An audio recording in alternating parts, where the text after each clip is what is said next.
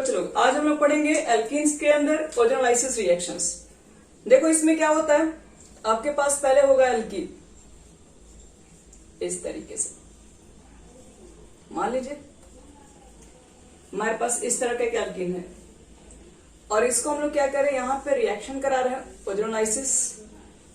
Ozonolysis reaction में देखो पहले होता क्या है, सबसे पहले तो रिएक्शन ओजोन का ही होता है। यहां पर VO3 और एक बार हम यहां पर भी ओजोन का ही रिएक्शन करा रहे हैं। थोड़ा सा चेंजिंग देखो क्या करेंगे हम लोग, यहां पर जो ओजोनोलाइसिस करवाएंगे उसका नाम है रिडक्टिव ओजोनोलाइसिस।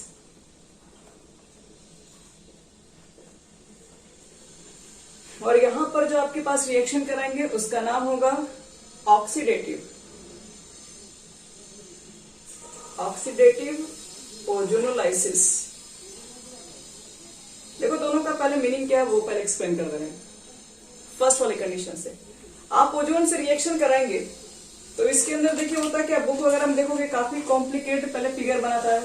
उसके बाद ये बॉन्ड को ब्रेक करके एक O यहां पर लगाएगा और एक बार यहां पर ऑक्सीजन, एक बार यहां पर ऑक्सीजन, फिर दोनों को ज्वाइन कर देगा। तो उतना हम लोग को मेहनत नहीं करना है, आपको मसल तरीके बता रहे सीधे। जब भी ओजोन का रिएक्शन होगा आप सीधे बीच से इसके डबल बॉन्ड को काट दीजिए, ब्रेक कर दो। उसके बाद एक ऑक्सीजन यहां पे डाल दो और दूसरा ऑक्सीजन यहां पे डाल दो। दोनों तरफ एक एक ऑक्सीजन लगाने के बाद अभी कर देगा ब्रेक, तो यहां से आपके पास बनेगा R, C double bond O और H। यहां से क्या बनेगा, देखो सेकंड क्या बनेगा, R, C double bond O, R। मतलब एक तो एल्डिहाइड दिख रहा है, दूसरा कीटोन दिख रहा है। और दिमाग में भी आ रहा है कि यहां पर 3 ऑक्सीजन है, एक ऑक्सीजन फिर कहां जाएगा उसमें। देखिए जो ऑक्सीजन आपके पास होता है ये वास्तव रिएक्शन यहीं पे कंप्लीट नहीं होता है, इसके बाद सेकंड स्टेप भी इसमें यूज होता है जिसमें हम लोग जिंक लेते हैं और साथ में वाटर भी ले रहे होते हैं। तो इस रिएक्शन में देखो क्या होता है कि जो जिंक आपके पास होता है, ठीक है, वो ZNO के फॉर्म में वही बाहर निकलता है।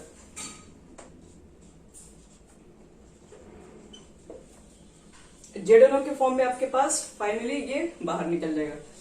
और ये जब जिंक हम लोग डाल दिए तो ध्यान में रखना कि जिंक डालने की वजह से ये रिएक्शन यहीं पर स्टॉप हो जाएगा। और बस यही दोनों में से एक डिफरेंस यहां पर भी होता है। इसके अंदर देखो क्या प्रॉब्लम है कि ऐसे देखो नॉर्मल रिएक्शन के ऊपर बात करेंगे, पूरा मतलब स्टार्टिंग बताएंगे कैसे किया गया, लेकिन आपको फाइनल बताएंगे कि यही प्रोडक्ट आता है।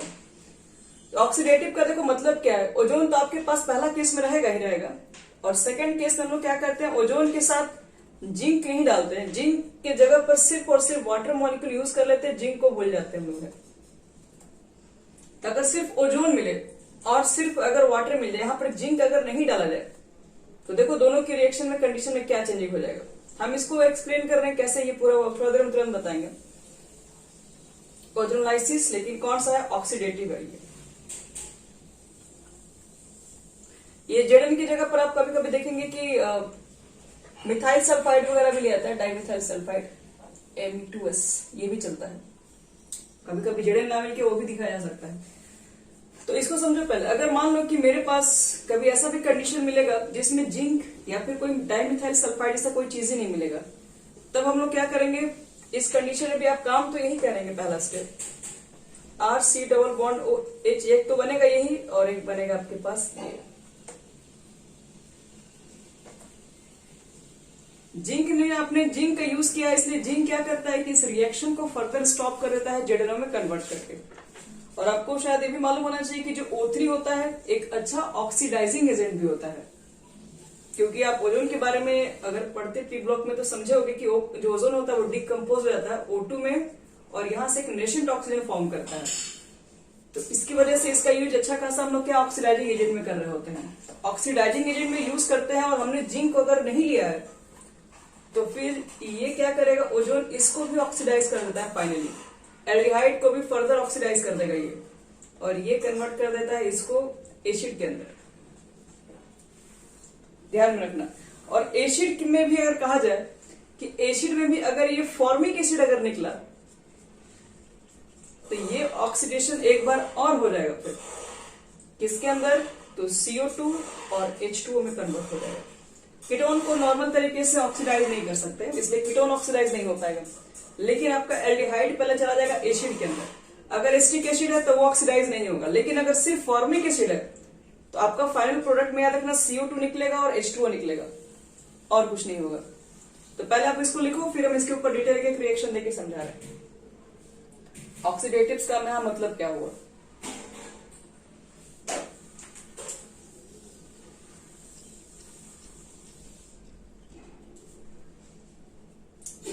चलो मिटा रहे हैं इसको हमें।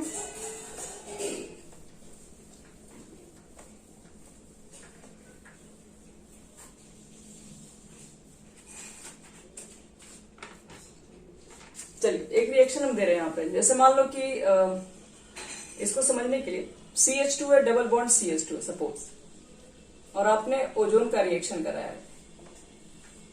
नॉर्मल तरीके से कंपाउंड कैसे बनाते हैं, CH2 लेते हैं, CH2 लेते हैं, सॉरी यहां का बॉन्ड को ब्रेक करते हैं। अगर आप ओजोलिसिस रिएक्शन पढ़े होंगे तो ये इसी तरीके से फॉर्म किया जाता है कंपाउंड को। कार्बन का भी देखिए 2 बॉन्ड इसके साथ है, 2 बॉन्ड, और बाकी से जितने ऑक्सीजन है सबके सब अपने बॉन्ड के साथ अच्छे से। और अगले स्टेप पे हम लोग लेके आते हैं Zn प्लस H2O। तो देखो होता है इसमें जनरली क्या है आपके पास है, यहां पर हम लोग देखते हैं कि कंपाउंड को कुछ इस तरीके से निकाला जाता है बाहर, ये और ये इस तरीके से बाहर निकलता है HCHO। इसको थोड़ा अच्छे से अगर ब्रेक करके देखो, CH2O, इसको देखो HCHO लिख सकते हैं कि नहीं, बाकी सब कुछ तो सेम ही लिखा हुआ है। 2 हाइड्रोजन यहां पर भी है, कार्बन यहां पर भी, मतलब ये फाइनल एल्डिहाइड मॉलिक्यूल्स होता है। यहां से 2 मॉलिक्यूल ऑफ HCHO बाहर निकलता है, और फिर यहां पर क्या होता है आपके पास है, ये जो जिंक है वो इसको जनरली यूज कर लेता है। तो देखो पूरे रिएक्शन में यही होता है। फाइनल आपको बताया था कि इसी तरीके का ही प्रोडक्ट बनेगा। ये रिएक्शन एक्वस में करते हैं, इसलिए यहाँ पर आपको वाटर के फॉर्म में लिखा हुआ रिएक्शन मिल जाता है। तो देख सकते हैं यहाँ पर है कि यहाँ से हम लोग फाइनल यही चीजें बनाए। पहले बताया था कि आपको एल्डिहाइड बनेगा और फिर जिडानोम बन जाएगा। जिडानोम बन गया तो रिएक्शन यहीं पर स्टॉप हो जाएगा, फिर आगे नहीं बढ़ेगा। अब देखो इसी को हम यहाँ पे समझा रहे हैं। अगर हम इसी को अपने तरीके से बनाते हैं, जैसे हम आपको कुछ देर पहले बताए थे, आपके पास 1 स्टेप O3 लिख के आ जाएगा और 2nd स्टेप HOH भी लिख के आएगा और साथ में Zn भी लिख के आएगा, और पूछेगा इसका फाइनल प्रोडक्ट क्या होगा। बीच से सीधे कट कर देना, यहाँ से कैंसिल कर दो। तो उसके बाद एक ऑक्सीजन यहाँ पर, दूसरा ऑक्सीजन यहाँ पे डाल दीजिए, HCHO और HCHO यहाँ पर 2 मॉलिक्यूल्स बन जाएगा।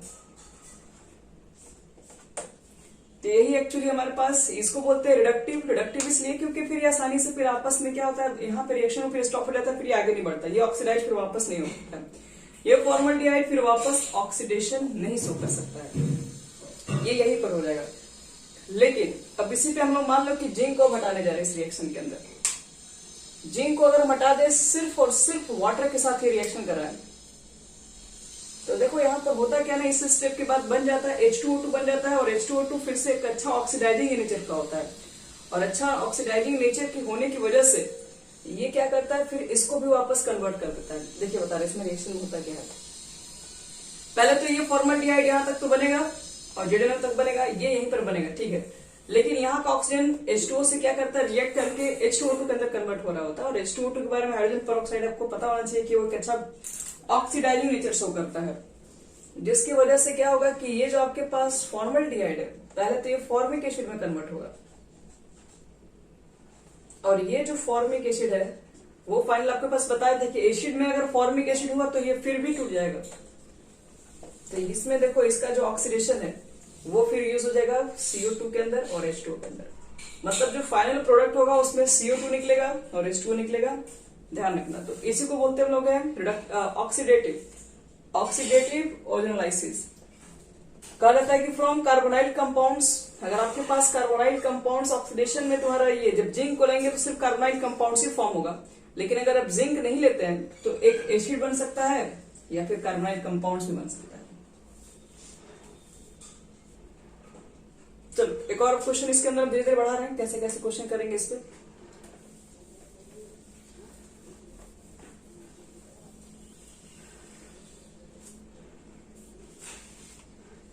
जैसे यहां देखो CH3 CH double bond CH2, और आपके पास रिएक्शन दो तरीके की है। फिर से ओजोन है, Zn है, HOH है। यहां पर सिर्फ ओजोन है, HOH का रिएक्शन दिया हुआ, दो रिएक्शन करने दिए हुए। तो ठीक है, करते हैं दोनों रिएक्शन। जैसे बताया वैसे काम करिए सीधे। यहां से बीचों बीच इस रिएक्शन को ब्रेक कीजिए, एक ऑक्सीजन यहाँ पर, दूसरा ऑक्सीजन यहाँ पर डाल दो। तो क्या करेंगे, यहाँ पर हम लोग दो ऑक्सीजन को अलग अलग सेपरेट कर दिए। यहां से बन जाएगा CH3CHO, एक प्रोडक्ट में तो यही बनेगा CH3CHO। फिर क्या बन जाएगा, यहाँ पर CH2O, यानी कि ये HCHO होता है, और एक आपके पास ZnO में कन्वर्ट हो जाएगा। एक तो प्रोडक्ट आपके पास ये हो जाएगा। अगर हम इसके ऊपर देखें कि इसका क्या प्रोडक्ट होगा, तो पहला प्रोडक्ट देखो वही होता है, पहला प्रोडक्ट तो वही बनेगा इसमें। लेकिन ये यहीं पर नहीं रुकेगा, ये रिएक्शन आगे और बढ़ेगा। तो आप इस रिएक्शन को फाइनल प्रोडक्ट में ये कन्वर्ट मत कर दीजिए, गलत हो जाएगा। इसका जो फाइनल प्रोडक्ट होता है, ये तो एल्डिहाइड को पहले एसिड में कन्वर्ट कर दिया जाएगा, CH3COOH। बट ये एस्टिक एसिड है, ये फिर वापस ऑक्सीडाइज नहीं होगा। लेकिन ये तो फॉर्मल्डिहाइड है, ये तो चला जाएगा फॉर्मिक एसिड में। फॉर्मिक एसिड फिर से वापस ऑक्सीडाइज होगा CO2 में और H2O में। तो फाइनल जो प्रोडक्ट होगा उसमें ये काउंट करेंगे हम लोग। अगर इसको ऑक्सीडाइज करेंगे इसके प्रेजेंस में, तो आपके पास फाइनल में प्रोडक्ट में CH3COOH काउंट करेंगे, CO2 लिखेंगे लास्ट में और H2O लिखेंगे।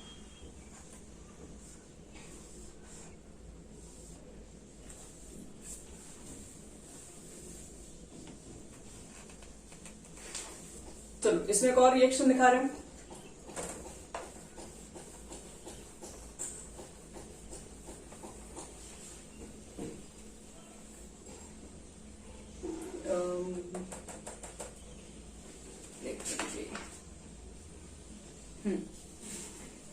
अगर मान लो कुछ इस तरीके से रिएक्शन मिल गया, CH3 CH double bond C CH3 CH3,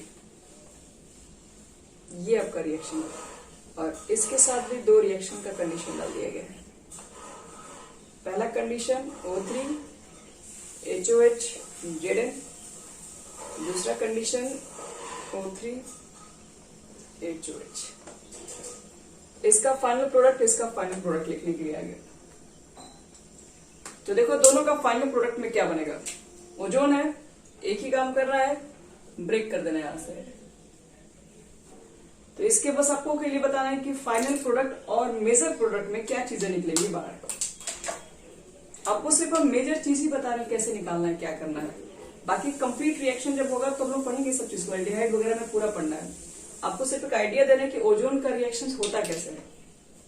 तो ये कैंसिल कर दो दोनों साइड से, तो CH3CHO plus CH3 C double bond O CH3। आप जिंक डाले हैं तो अभी रिएक्शन आगे कहीं कन्वर्ट नहीं होगा, ZnO बना के रोक देगा। लेकिन हमारे पास तो कोई ऐसा मेटल्स नहीं डाला गया यहाँ पर कि जो रिएक्शन को स्टॉप कर सके। इसलिए पहला केस में तो बनेगा एल्डिहाइड और फिर कीटोन भी बनेगा। लेकिन कीटोन नॉर्मल तरीके से ऑक्सीडाइज नहीं हो पाता, ऐसा नहीं है कि होता ही नहीं है, नॉर्मल तरीके से नहीं होता। उसके लिए लोग कॉफिन्स रूल वगैरह यूज करते हैं, तो वो लोग कीटोन में पढ़ेंगे कैसे उसको ऑक्सीडाइज करेंगे। यहाँ नहीं कर पाएंगे क्योंकि अब इतना भी हाइयर पावरफुल नहीं कि कीटोन को भी कर देगा ये। तो ये एस्टरडिहाइड को एस्टिक एसिड में जरूर कन्वर्ट कर देगा। तो इसका जो फाइनल प्रोडक्ट है आप ये लिखिएगा CH3COOH। ये सब आपके क्वेश्चन कॉम्पिटिशन टाइप के एग्जाम में पूछे जा सकते हैं कि इसको किसी तरह का यहाँ पर कंपाउंड लिख देगा और इसको ऑक्सीडाइज करके पूछ देगा कि फाइनल प्रोडक्ट में क्या क्या बन सकते हैं। तो फाइनल में आपके पास प्रोडक्ट होंगे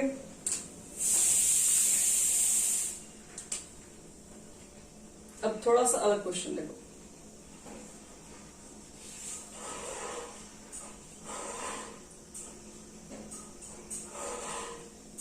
इस तरह का क्वेश्चन अगर मिल गया, फर्स्ट कंडीशन वही है, O3 आपके पास है, HOH है, Zn। सेकेंड कंडीशन में O3 और बस यहाँ पर HOH ला के छोड़ दिया गया। फिर दोनों ही कंडीशन में प्रोडक्ट क्या बनना चाहिए, वही काम कीजिए जो हमेशा करते हैं, वही करना ही है। यहाँ पर डबल बॉन्ड जहां भी मिले सीधे वहां पर लगा दीजिए ब्रेक, और इधर ऑक्सीजन और एक ऑक्सीजन इधर। क्या बनना चाहिए प्रोडक्ट, तो ये तो यहाँ से ब्रेक होगा, क्योंकि जब भी ऐसा होता है बीच वाला पार्ट तो अलग अलग हो जाता है, तो ये भी पार्ट अलग अलग है, लेकिन चैन तो एक ही रहेगा, क्योंकि इसी चैन में रह जाएगा। तो ये वाला पार्ट को तोड़ दो आप लोग, यहाँ पर C वाला कार्बन लिखिए, डबल बॉन्ड, यहाँ पर ऑक्सीजन होगा, और यहाँ वाला भी चैन ब्रेक होगा, कुछ इस तरीके से आएगा।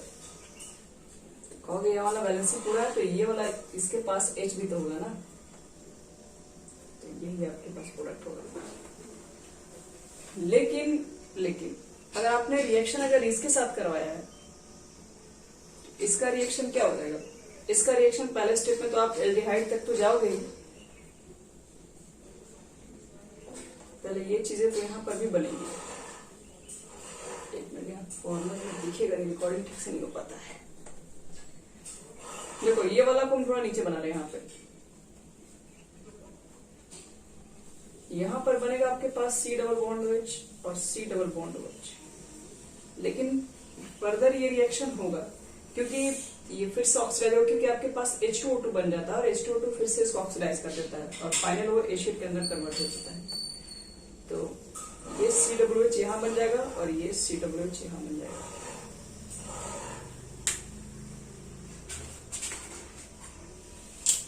अब देखो बेंजीन के साथ भी, क्या बेंजीन को भी हम लोग करवा सकते हैं ओजोनोलाइसिस?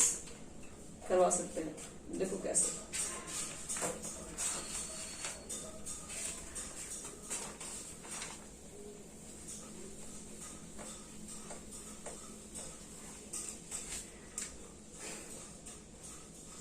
पहले बेंजीन ले लेते हैं। बेंजीन के अंदर तो आपके पास 3 डबल बॉन्ड है और इसको ओजोनोलाइसिस करा दो, हम रिडक्टिव ही करवा रहे हैं।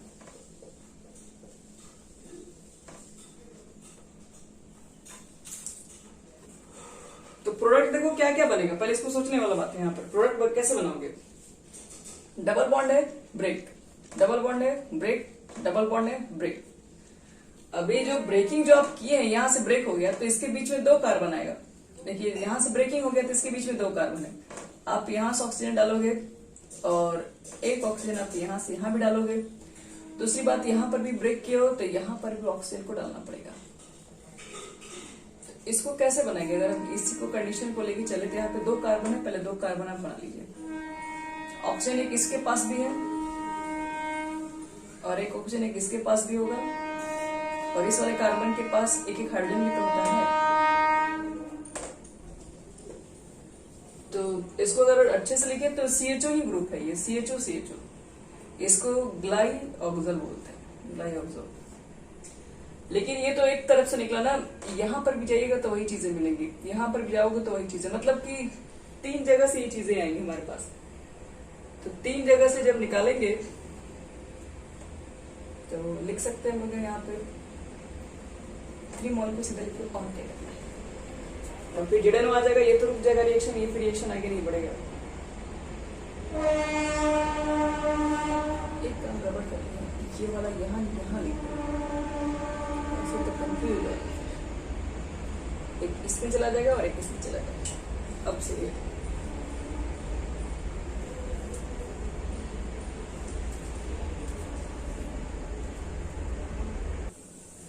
इस तरीके से ओजोनोलाइसिस में बहुत सारे रिएक्शंस होते हैं। बस एक आइडिया में होना चाहिए कि क्या क्या हमारे पास प्रोडक्ट बन सकता है। जैसे देखो एक क्वेश्चन तुम लोग को देते हैं बनाने के लिए, जैसे मान लो कि आपके पास एक बेंजीन जैसा ही दिखाई दे रहा है, लेकिन यहाँ पर एक CH3 ग्रुप है, CH3 ग्रुप है, CH3 ग्रुप है। अगर इसको करवा दिया जाए ओजोनोलाइसिस,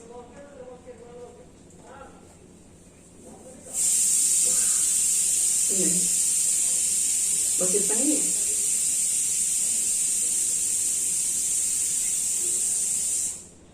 CH3 CHO, फिर से चेक कीजिए एक बार और।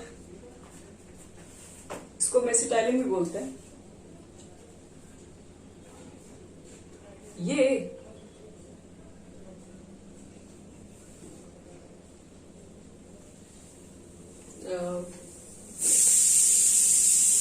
कहाँ बोल रहे हैं? यहाँ पे। अच्छा हाँ बोलिए।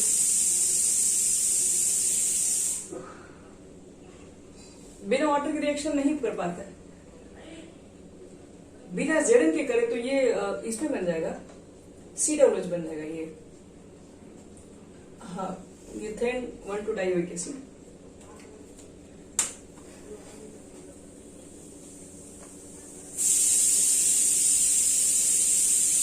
चलो बच्चों लोग यहाँ पर फिर से ब्रेक करो। यहाँ पे आपको जो बताया है 3 तरीके से, यहाँ पर ब्रेक होगा तुम लोग का, एक ब्रेकिंग यहाँ से होगा और एक ब्रेकिंग यहाँ से होगा। दोनों तरफ से डाल दो ऑक्सीजन, एक इधर भी और एक इधर भी।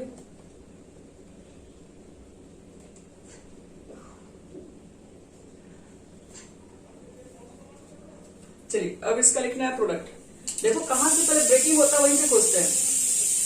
ये ब्रेकिंग यहां से, और आप एक पार्ट खोज लीजिएगा, बाकी सब में कॉमन ही मिलेगा।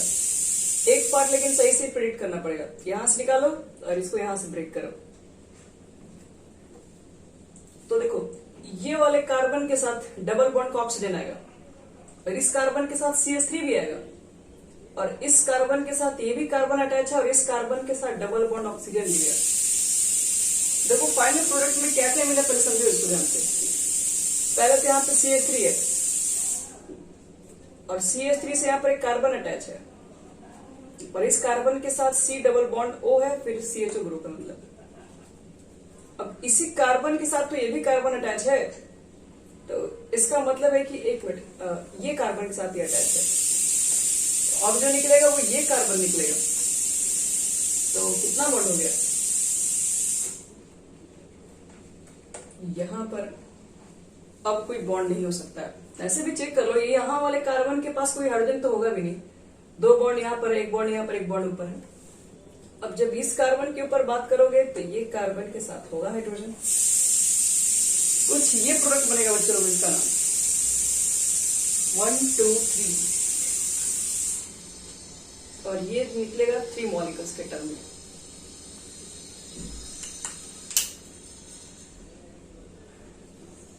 ठीक है, यहां से देखो हम इसमें बता रहे हैं, मान लो ये यहां से ब्रेक हुआ है, तो ये ब्रेकिंग और यहाँ ब्रेकिंग, 2 ब्रेकिंग को पहले खोजते हैं हम लोग हैं, और 2 ब्रेकिंग के बीच के स्ट्रक्चर को ज्वाइन करते हैं। तो ये कार्बन और ये कार्बन, हम इस कार्बन को सिलेक्ट करते हैं। इस कार्बन के साथ एक CH3 ग्रुप है, ठीक है, एक CH3 ग्रुप बना लेते हैं, और इसके साथ ये वाले कार्बन को ले लेते हैं। इस कार्बन के साथ डबल बॉन्ड ऑक्सीजन है, इस कार्बन से ये भी ग्रुप अटैच है, और इस कार्बन के पास डबल बॉन्ड ऑक्सीजन के साथ भी है ये, लेकिन इसके पास कोई एक्स्ट्रा ग्रुप नहीं है। जैसे यहाँ पर तो 4 बॉन्ड हो गया था, यहाँ पर तो 3 बॉन्ड नहीं है, एक हाइड्रोजन इसके पास होगा, इसलिए ये CHO हो जाएगा। तो यहां से भी निकालेंगे वही ग्रुप आएगा, कहीं से निकालेंगे बच्चों लोग ग्रुप वही आने वाला है। तो यही आपके पास फाइनल कंपाउंड बनेंगे, और ये था पूरा इंपॉर्टेंट ओजोलिसिस का रिएक्शन। अब इसमें एल्कीन में और कोई खास रिएक्शंस नहीं है। अब इसके बाद हम पढ़ेंगे एल्काइंस।